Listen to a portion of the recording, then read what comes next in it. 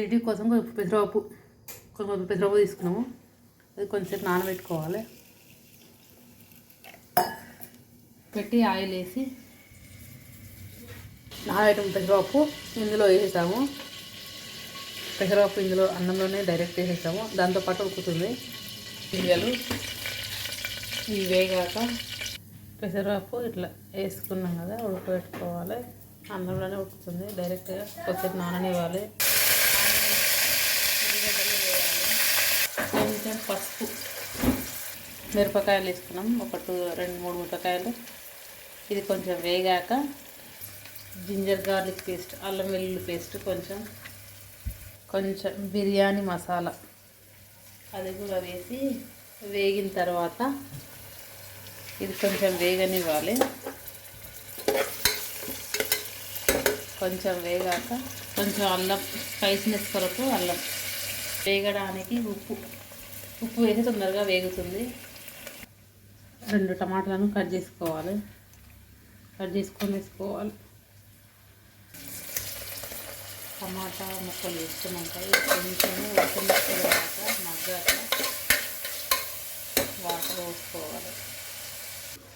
ఇది కొంచెం ఉడకనివ్వాలి. కాసేపు మూత పెట్టుకోవాలి. కరివేపాకు కూడా వేసుకోవాలి. కొంచెం కారం, ధనియాల పొడి వేసుకొని కలుపుకొని మళ్ళీ కొద్దిసేపు మగ్గనివ్వాలి. మూత పెట్టుకోవాలి. గ్లాసుకి 1 గ్లాస్ బియ్యానికి 2 గ్లాసుల నీళ్ళు పోయాలి. 2 గ్లాసులు పోసిన కాబట్టి 4 గ్లాసుల వాటర్ పోసుకోవాలి. కొద్దిగా ఉప్పు, వాటరు బాగా మసలాలి. వాటర్ మసిలినాక పెసరపప్పు బియ్యం నానబెట్టుకున్నాం కదా, ఆ బియ్యాన్ని ఉడికించిన వాటర్లో వేసి అన్నం చేసుకోవాలి. మూత పెట్టుకొని ఉడకనివ్వాలి. ఉడికినాక రైస్ వేసుకోవాలి. తర్వాత కిచిడి రెడీ అవుతుంది. ఇప్పుడు బియ్యం పెసరపప్పు నానబెట్టుకున్నాం కదా, ఆ బియ్యాన్ని మసలే నీటిలో ఇలా వేసుకోవాలి. పెసరపప్పు బియ్యం నానబెట్టినాం కదా, ఆ బియ్యం వేసుకున్న తర్వాత ఇది ఉడికిన తర్వాత అన్నం రెడీ అవుతుంది. వేడి కిచిడి రెడీ. కొత్తిమీర వేసుకుంటే లాస్ట్కి వేడి కిచిడి రెడీ. బియ్యం వేసుకున్నాం కదా, ఇట్లా ఒకసారి కలుపుకొని కుక్కర్ మూత పెట్టుకోవాలి. 2 విజిల్స్ వచ్చేదాకా పెట్టుకోవాలి. కుక్కర్ మూత పెట్టేసుకున్నాం కదా, 2 విజిల్స్ వచ్చినాక వేడి కిచిడి కొత్తిమీర వేసుకుంటే వేడి కిచిడి రెడీ. పక్కన వైట్ రైస్ పెట్టుకున్నాము.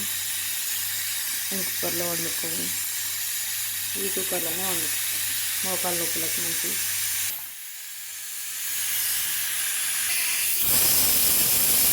వేడి కిచిడి రెడీ. మూత తీసాం కదా, ఇప్పుడు వేడి కిచిడి రెడీ.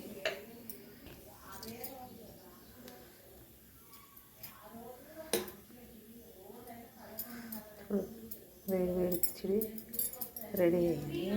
టమాటా ముక్కలు, మిరపకాయ ముక్కలు, పెసరపప్పు చూడండి ఎంత బాగుంది.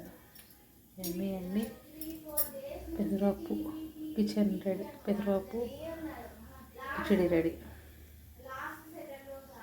పెసరపప్పు రెడీ. వేడి కిచిడి. ఎమ్మి స్పైసీ.